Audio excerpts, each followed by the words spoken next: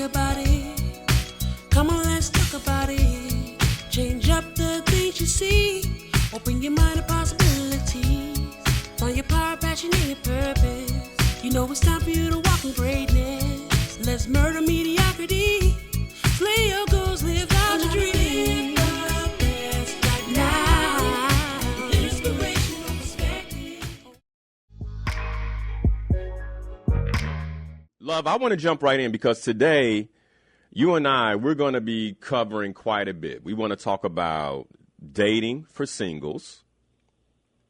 And we also want to talk about being in long-term committed relationships. We get that you have different types of relationships. Sometimes the boyfriend, girlfriend, sometimes the long-term commitment. Maybe there's not marriage, but they honor it like a marriage. And then you have marriage itself. And we want to talk about, one, the pitfalls of those relationships, but also the pitfalls of dating and some of the mistakes that people make in the dating process. So just like you just broke up the long-term commitments, you should also break up. I think it will do us well to break up the dating as well, because there is the dating, and I know we're going to talk about the 5 stages, but sometimes you have to break up the fact that some people are dating after divorce, some people are dating after heartbreak. Some people are dating, and just fresh, kind of new in the market because they're young. Right. And that's a really, really, really good call. I appreciate that, Love. Well, that's why we have you, the relationship expert, because you do this. It's funny. My wife and I, we were talking about you yesterday, and we were like, man, I wonder how much does Love see in people navigating their relationships that in many ways, in your mind, when you're speaking with someone or you're talking with someone who is maybe trying to start dating again, or someone who has been married, let's say for, 13, 14 years, just give us some insight into some of the questions. I know this is a different type of question for you, but based on the experience you have, what are some of the questions or even some of the things that begin rolling through your mind? Let's say if you're speaking to someone who's been married 13, 15 years and they're like, yeah, we're having trouble. Like what happens in the mind of Love McPherson when you get, 13, 15 years, maybe you're speaking to, let's say, the woman in that relationship.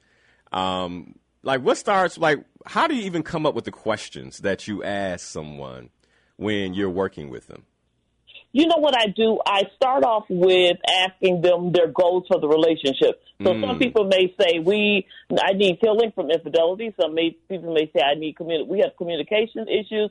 Some say financial or just the connection. Some people say, I want to trust them. I just want peace. So you get all kinds of people, what they say. So we start with what you want, so I can tailor it.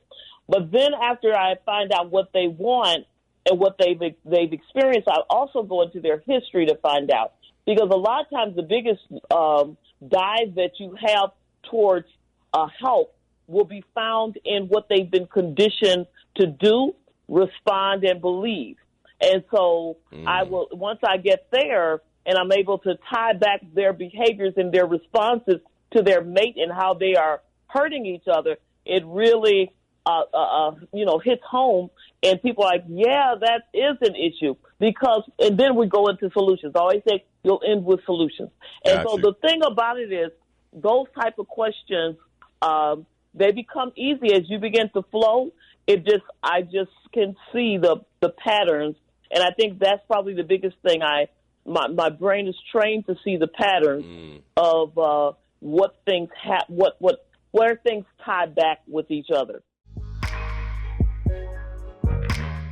When you've had a breakup, and I don't know what kind of breakup this is, but let's just say it's a normal breakup. Maybe there isn't a lot of trauma. Maybe, there wasn't a whole lot going on here, but the relationship did break down. If you're single, what's your process for beginning the dating cycle again? Like, what should a person be thinking about when? That's actually a very, very good question. And let's clarify that when we talk about breakup, Linal, there is no easy and painless breakup usually, because breakup, you hear me say this all the time. Yeah. Physical pain and emotional pain feel the same to your brain. Yeah. So what a breakup feels like is, I don't know if you have a cup of coffee in front of you right now. I do. But if I take that hot cup of coffee and pour it on my arm. Oh, wow. You didn't say splash. Feels. You said there's like a slow pour. Yes, Ooh. absolutely. Ouch. And so that's how it feels. Your brain processes the feelings of breakup. And so So, love, let me ask you this. So you're saying that no matter how you broke up, that it's painful, but would you say there's a difference? Like if a person was dishonest with me or I caught them cheating? Yeah. I mean, is that a bit more painful and a bit sure. more traumatic? Okay. All right. So there are levels to breakups. There are definitely levels of breakup, and you know what? A lot of times the indicator is your level of investment. And see, investment, as you already know, is not about how much; it is how much you have left. Okay, so if you came in with trust issues, it's kind of like you asking a person who makes $30,000 to invest rather than $300,000 to invest. It's not going to be equal giving, but equal sacrifice. So it will still be just as painful. So if I came in with all of the brokenness of my past relationships, my father, my ex, all these people who let me down and hurt me and things like that, and then I make a decision to say, here is my heart, please handle it with care. And then you do not. You choose your own heart. You choose selfishness and betrayal and things like that. Then I am in a higher broken state because I already have scar tissue on my heart. And so what you have to realize, if I just say, hey, I think this is a good relationship, and, I'm going to go ahead and pursue it, and then somebody goes ghost, yes, that's painful. Yeah. But not as painful as had I invested for years or months or just decide to go back in. And so that's what you hear is the women and the men say, it's too scary to go back in. But no matter what, studies show that it takes about 11 weeks to have a new perspective on your past relationship and move on. So when you were saying, what should you do? Well, first of all, you should be at least waiting the 11 weeks, okay, to try to heal and unpack. So you're saying I would translate that into, like, let's just make it around like 90 days almost. Yeah, absolutely. Okay. 90 days. And notice what the goal was. The goal was not healing. The goal was having a new perspective. Okay? Yeah. So a new perspective on that past relationship, which meant the lessons that you will extract, to go back and say it wasn't me just all necessarily. Maybe it was you, but maybe it wasn't. And maybe there were some other things that were involved in it. You want to take whatever perspective needs to be taken that is the truth, whether it is a lesson in you messing up, a lesson in that person trying to displace or project or deflect their issues on you, whatever the case may be, you've got to go back and unpack what happened and process what happened. And then and until you do that, you walk into another relationship, blindsided, not understanding your injuries. Ooh, so hold on. Let me just kind of unpack this. So if I'm the type of person that moves from relationship to relationship, right? So I break up with a girlfriend and, my feelings are a little hurt, but how I soothe myself is I'm out with my buddies maybe a week or two later and I see somebody else and I just get started with them. And it's only been 2 weeks. I really haven't done much reflection. I've been trying to basically, because this is, and I'm kind of coming from a man's perspective now, because one of the things we do as men is we'll block out the pain, and the advice we get is, if one breaks your heart, then get another one to soothe you, right? Yes. And so now it's 2 weeks later, I meet a young lady, and I begin, hey, she's responsive, and I get into that. What I hear you saying is because I haven't gone through the proper healing, the proper reflection, like unpacking what my part in the breakup was, in many ways ensuring that I'm fully healed emotionally, mentally, spiritually from that relationship, that I'm going to begin projecting onto this new individual a lot of the hurt and pain that I received from the previous relationship. Absolutely. Now, let me give you a scenario that will bring it home. Mm-hmm. So my daughter had a car accident. Someone hit her. And so she had a cast on her leg, and she's like getting the cast off right now, right? Mm-hmm. And so that's a great thing because it took like 2 months to heal the cast and all this other kind of stuff. So with the cast off, it looks like, okay, just get up and start walking. But it's not that easy. She has to go through physical therapy on that leg. It does not have the same muscle capacity because it was lying dormant for so long. It was the injury plus the muscle mass is reduced. A lot of times, and so what she, and also she's very sensitive to that leg, right? So some of it is even psychological for her. So it's not just, it's physical, it's psychological, it's injury, it's all of that stuff. When we go through a breakup, a lot of times we see ourselves free. Yes, you look free, but you're not free because you're not as strong to carry out the level of capacity required for healthy dating and relationships. And so you are going to be more sensitive to putting some weight on trust, to putting some weight on your trust muscles, on your connecting muscles, on your, just believing them muscles, all of those type of things, depending on the injury you just suffered. And so what has to happen is you got to go back and say, what is this that really happened to you? Understand and give yourself grace to grow. Wow. Otherwise, you will end up leaning too hard on somebody to perform the relationship, and you'll end up hurting them. So, love, I got all kinds of things going, because first thing is then, if I'm out in these streets and I meet someone and I say, hey, how you doing? They say, I'm good. I'm like, hey, you got a man? Like, nope, I just, that's over. I mean, I've been out of that now for a month, thank God. What do I do? What do I do? Like, because, I'm guessing I probably should say, okay, well, call me in the next 60 days. You know what you could do? You could take it really slow. You understand? Mm-hmm. And that's what you have to do. You have to be aware that people need to take it slow. Now, if you see them rushing through, that should be a red flag that you might just be used as a rebound medication. Yes, really, just kind of, you could be used as distraction, so they don't have to deal with the pain. You could be used to self-soothe the pain of of them feeling that they were not enough and they need another external voice. They think external voice to tell them they are enough, which really what they need to do is have an internal voice telling them that they are enough. So did they grieve the loss?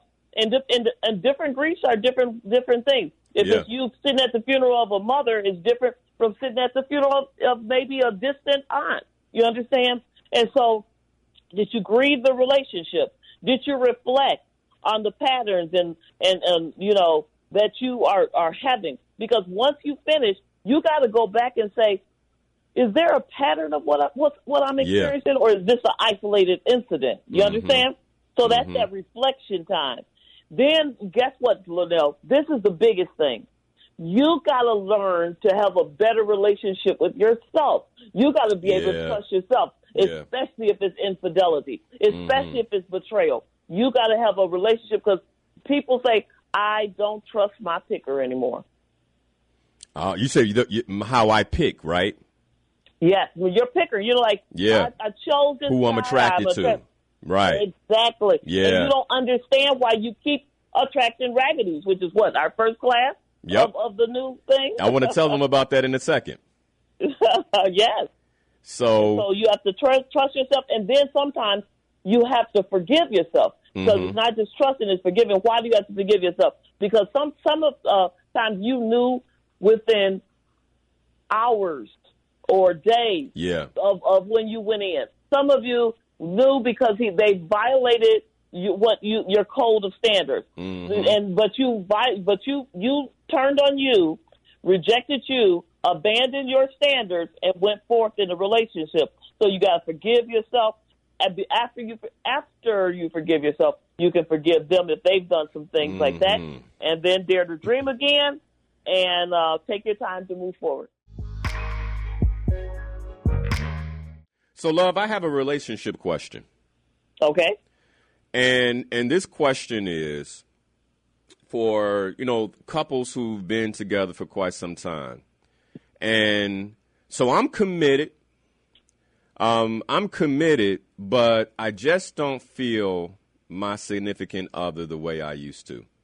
It feels like the love is slowly beginning to dissipate. What do I do?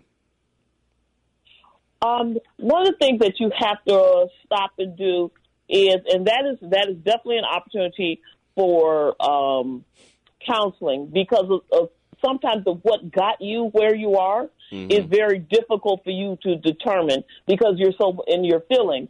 But if you look at where you are, what you will find is if you rewind, you will find different emotions that were allowed to set in and remain in that relationship. And usually a foundational emotion is resentment that happens. And resentment happens because of unmet expectations.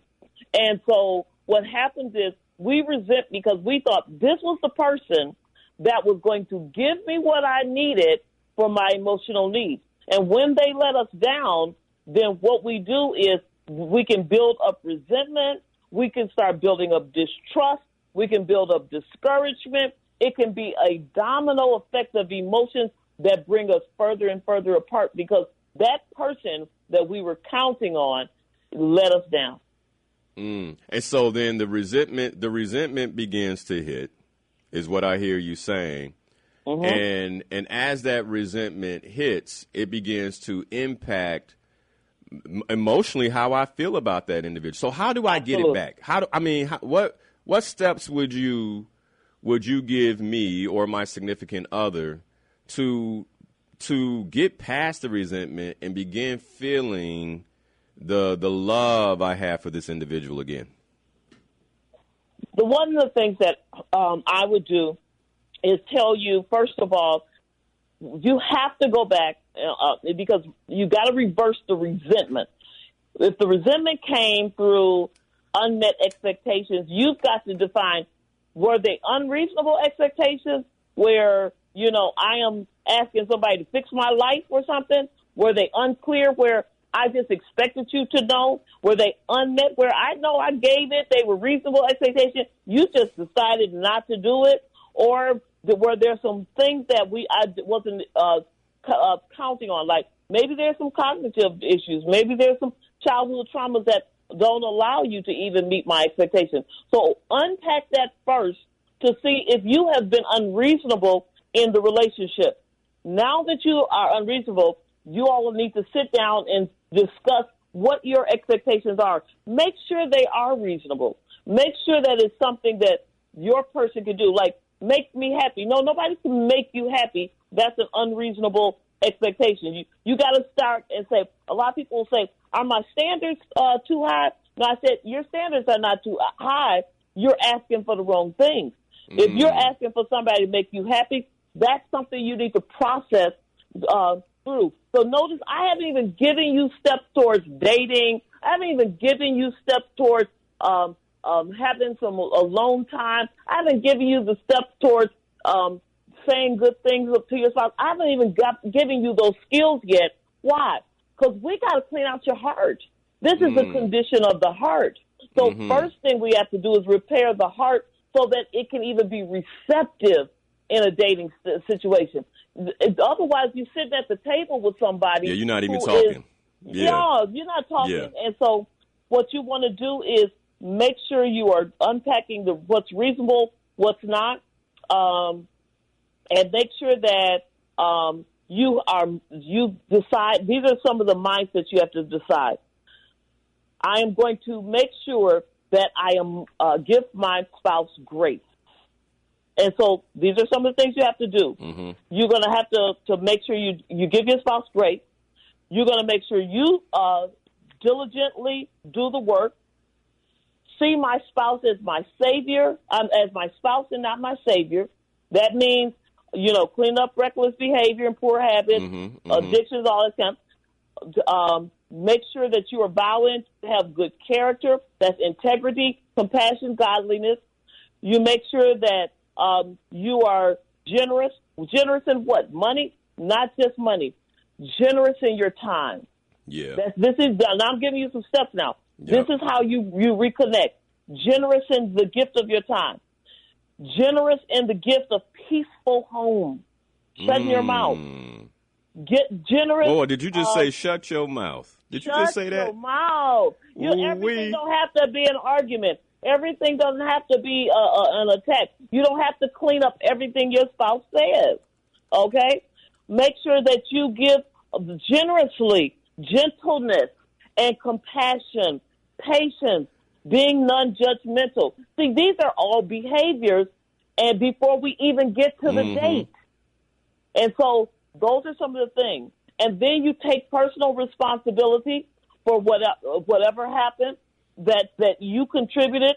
You make sure that the third thing is you forgive and release them. And then you actually internalize the truth of this situation down on the inside of you, so the narrative of them being whatever you've called them will not keep bubbling up inside of you. And then you begin to make the connections of, and I'm not saying you have to wait for this, I am saying those other things are crucial because relationships happen in the spirit. They happen in the energy that's in the room. It happens in the emotions that rise in the room. Those are the things that, if you think back, the emotions that you are experiencing from your mate, the what you feel when you walk into a room, what you the sarcasm, how they speak to you, you have to make sure that you are using the 55-38-7 rule in your communication, which is what? It is 55% of what you say and communicate will be by body language. That's what people see. 38% will be by voice tone, and only 7% of what people hear will be the words you speak.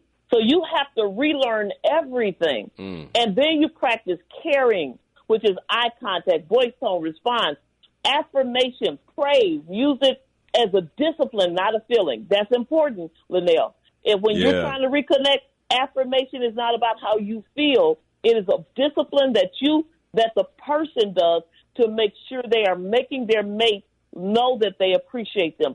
Integrity. Speak truth in love, not just in harshness, not just because it's the truth. You get to say it any kind of way. 55-38-7, okay? Believe in the person. That's not as easy as you think. Because once people disappoint you, the Bible says, hope deferred makes the heart sick. So you keep it. What's heart sick? That's discouragement. You become discouraged. You're like, Johnny ain't gonna never change. We've been together this long. I've been hoping against hope. And then commit to kindness. Those are the tools that are going to be required in order for you to move back into relationships. So it's a path. Yeah. And we go through all of that in the couples sonnet. One of the things that I want to say is for couples especially, we were very intentional about keeping the couples group small, because we wanted to make sure we gave them the utmost impact. Because what I have is, because my schedule for one-on-ones has been closed for months. and almost a year, actually. Yep. And I have no intention of opening it up soon. One of the things that I had to do is create these couples groups for the couples that are on my waiting list, because I have hundreds on my waiting list, and they're begging me to get in, but I couldn't. So I said, let me create this couples program so people can come together. Now, is this just a solution for me to get everybody together? No, because I know that the studies show how community learning, and this is our private learning community learning actually works at a higher rate sometimes than one-on-one, because you get to see other couples and what they go through. The isolation of being in your house and hear and watching what you're going through and not realizing there are more people going through this. Yeah. Like when you just asked me at the top of the hour, like me and Pam was saying, I wonder what you hear. And I hear a lot of the same stuff, but people don't realize it. They think it's unique to their circumstance. You need to hear anonymously from other people that you won't know their name. You won't see their faces. We don't put no faces on camera or anything. But you need to hear what other people and the same solutions so that you and your spouse don't feel isolated, but you get the same gems that Linal and I will receive, will be given them. That's right. That's right. But we said two things in this hour. One, we're going to talk about sex, and because that's one of the big things. I'm sure, Love, you know, I was talking about my own experience, but I mean, how is it for you? Is sex an issue when you're working with couples? All the time. You were absolutely 100% correct when you were talking the last quarter when you said, when you remember when I told you, like, the first thing I asked the couples is, you know, what are some of the goals that you have? What are some of your issues? And communication and sex are one of the top two. If there's been infidelity, they're definitely discuss trust issues. Okay. Oh, so infidelity can create that as well. Absolutely. Absolutely. Those are some of the top three. Okay. So let's jump into, we'll come back to that in a moment for couples. Mm-hmm. But let's kind of go to the singles, because I'm guessing it should be a singles question, right? Mm-hmm. And does it matter if I sleep with him or her on the first date? Does it matter? Well, you know, this is so you want me to ask that, or you want to ask that, or whatever? I'll go right into it, and then you can. We can tag team this one. Okay. So here's the thing. First of all, the first question you have to ask yourself is, what are your values? What are your long-term goals? Are your values in line with, say, if this is Sunday morning, you are used to going to church, you have values of abstinence, or, you know, saving yourself, or you are in relationship with God and you believe that, you know, and maybe you've been raised to believe certain things about sex before marriage. Now, let's see if you've adopted those values and then you violate those values. Then that is a very bad decision for you, because if this is what you believe in, if this is what you believe in when it comes to God, when it comes to value system, if this is what you believe in, then what you need to do is realize that violating that is too high of a price to pay, because you turn on yourself. The other thing is, what you want to remember is just studies that show what happens after somebody is what studies show regarding the first having sex, you know, after one date. First of all, what ends up happening is called sexual regret. Well, they did a big study with some college students, and they had over 800 and some people from the university, because, you know, that's a big place where it happens. And they interviewed the men and the women who had sex within less than 23 hours of knowing each other. And what they found was that men, like only about 26% of them felt any kind of regret, but over 80% of women felt some type of sexual regret. And when the sexual regret happens, it's because, first of all, women have had been conditioned for, what things, we've been conditioned to what sex means for us. Society has positioned us that if you have sex, you're promiscuous. Men can have as many sexual partners, and it's not looked at and frowned upon like it is for girls. So conditioned inside of them can be a whole. Not everybody nowadays, but it used to be. It's even worse. But what happened is this: men, when they were talking about regret, at the very end of the thing, men regret, by the time they get out of college and down the road, regret some of the sex they missed, while women regret some of the sex they have. How about that? Wow. Very, very, very different perspectives for men and women. Yes, absolutely. So that's why it's important. Let me tell you the takeaway from that, Linal. If the sex is very different for men and women, and your goal is a committed relationship, and it's not necessarily sex does not lead to committed relationship for men, and there's no guilt behind having a sexual relationship with you.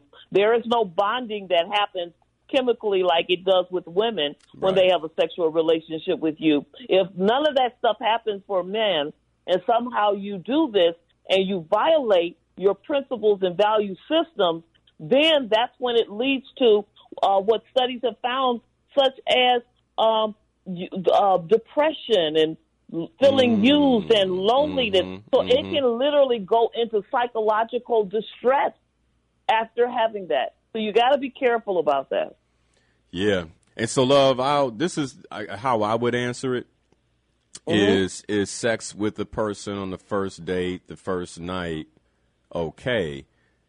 I firmly believe now, having done the work that I do, and even now being married and having had the past that I've had, because my wife already knows this. This is not, we're fairly open with one another, but I have been in a sexual relationship after meeting someone or going out on the first date in the past. I've done that.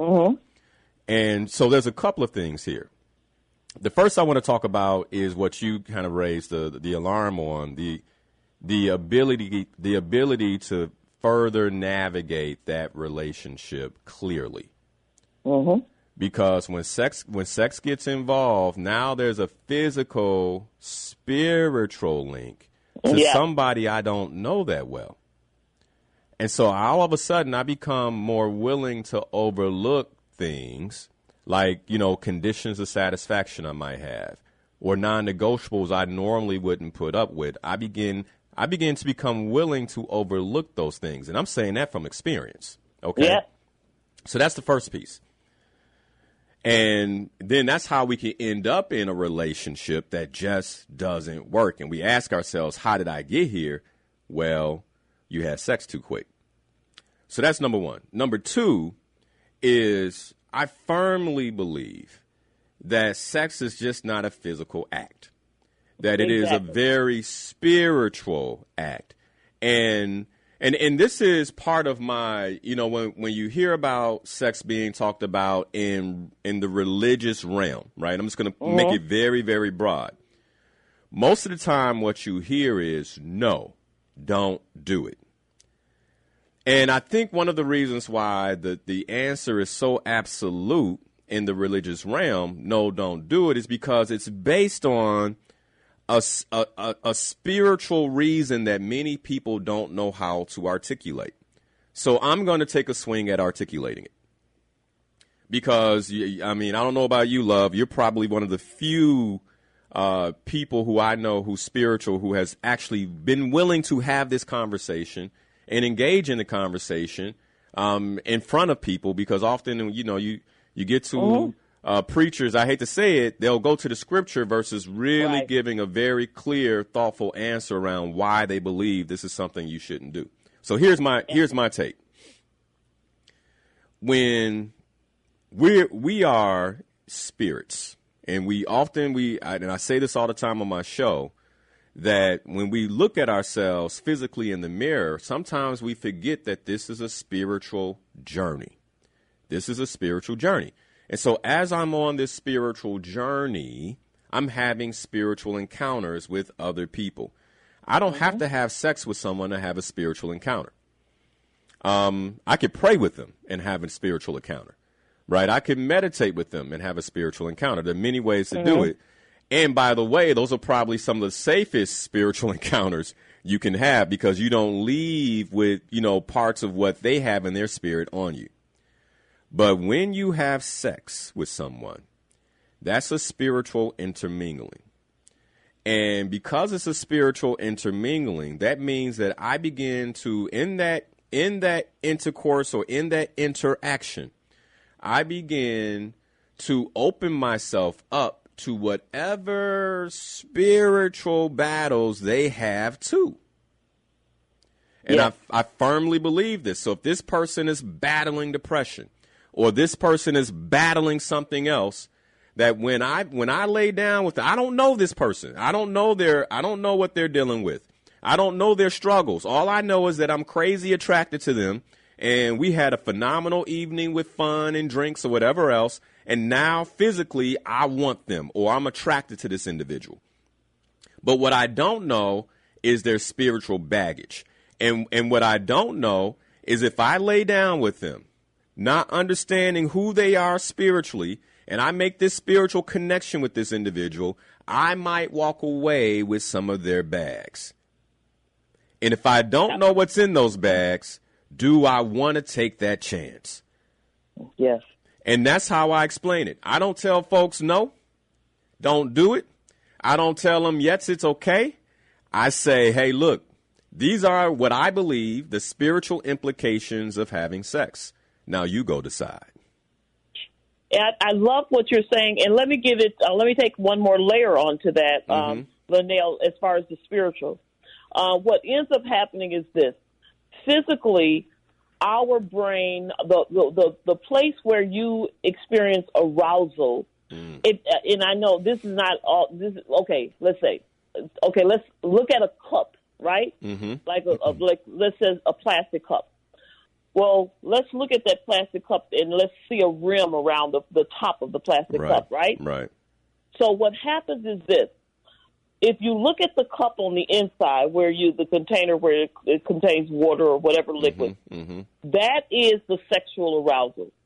But the rim of it is actually your spirit.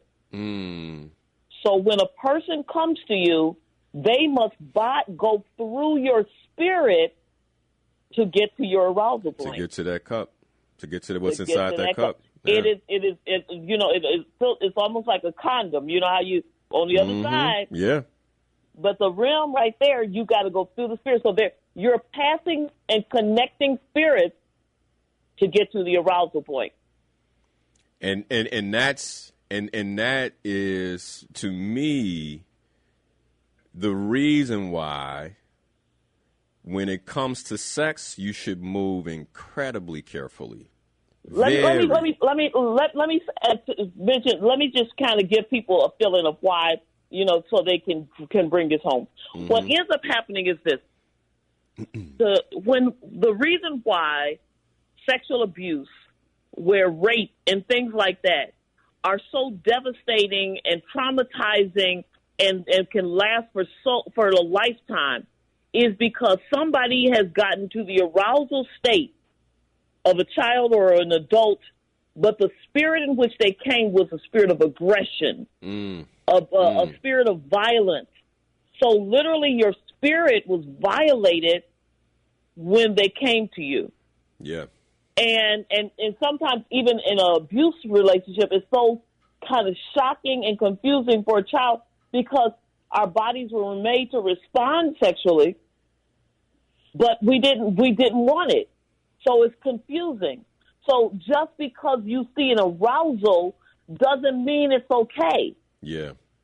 Yeah. And so you have to use self-discipline and say, my body, if I tap your knee, Linal,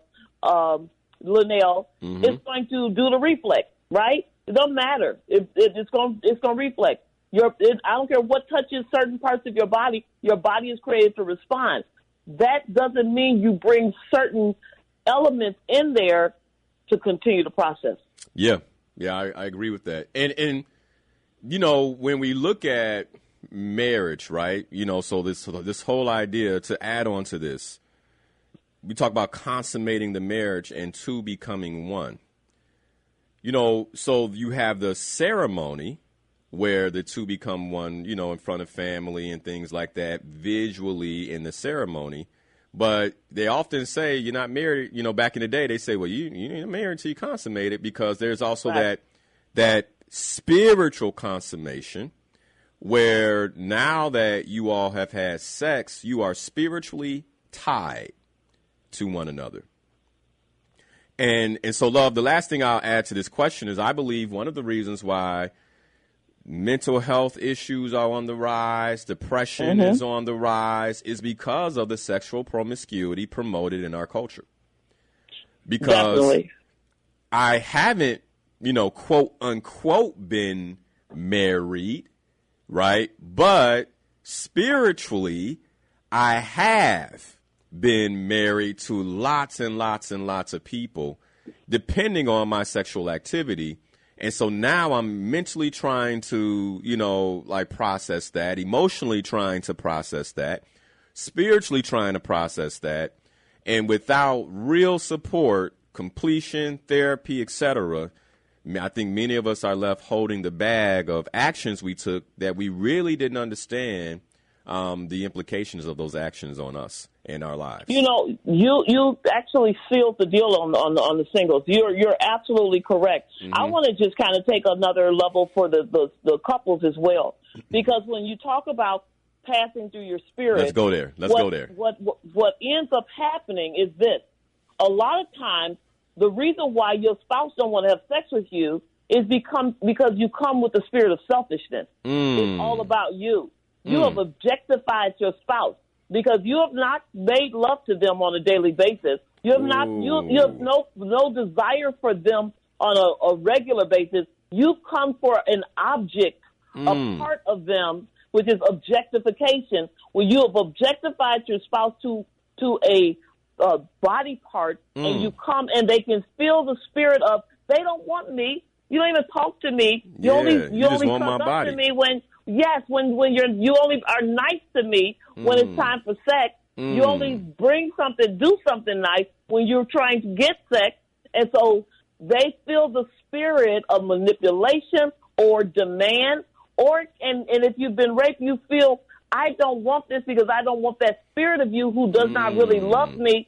And that can also feel very violating. And then if you have a spouse that was molested or raped or something, they will actually have the same experience, and it will almost be traumatizing. I have couples who will have sex with their spouse and tears are coming out of their eyes because this is not what they want, but they're trying to give them sex. Wow. And I know some people who are listening who will understand what I'm talking about. Yeah. And so what has to happen is you've got to come correct to your spouse when it comes to sex, because both of you all spirits have to connect, but your spirits have to be right. Love, I'm sure people have told you and Tony, boy, y'all act alike. Y'all almost the same. Have you heard that before? Yes, absolutely. And Pam and I have heard it too. Y'all got the same mannerisms. And just to back up what I was talking about when I was saying that we take on spiritual baggage, I believe it's more than spiritual baggage. I believe we begin to take on spiritual ways from our partners as well. And this is why a couple can be together so long and they begin to show up similar to one another, even how they speak, how they express themselves, their mannerisms. Because these are two people who for years have been sexually engaged with one another, which is a spiritual union and cycle. And I believe one of the healthiest ways to have sex over and over again, right? And my wife and I will laugh sometimes. She's like, oh, I can't even believe I was talking to my girlfriend and I just embodied you. And then we'll both start laughing. We'll be like, sexual transmutation. But I wanted to share that because there's also a really beautiful side to that sexual transfer. And that's why we want to maintain it and save it for marriage. And that's why it's supposed to happen in the spirit. Mm-hmm. But the spirit of love and connection that's supposed to happen is supposed to be a sealer. It's actually, I say this all the time, but it's kind of like, when you take communion at church. Yep. And it says don't not avoid it, don't neglect it. That's what it's supposed to be for sex, and I'm not talking about y'all just only get it once a month on the first Sunday. Right. I'm talking about on a regular basis. The communion actually seals the spirits together because you are married in the spirit, and that's why when it comes to divorce, even people just think, okay, the paper is going to sever. You are severing a spirit connection. Yeah. And that's the pain that's why it hurts so bad. Yes. Yeah. Oh my goodness. Yep. So we got to see what happens in the spirit to come together, to stay, what we have to do in the spirit to stay together, and what it takes, what is the pain of when we walk away. Yeah, absolutely. Do you realize that some people, Linal, they use abstinence as a tool for self-esteem? Yeah. I am pure now. I am this. Yep. Some use it for avoidance. Because they fear relationships and they know it's a good way to chase people off. So it's a self-sabotage move, and they don't even know that they're doing it. Yep. Some people are doing it and when they do it, they're looking down on others. Like, what's wrong with you? You must not be spiritual because I don't do nothing. Blah, blah, blah. So the harshness in which they tell somebody.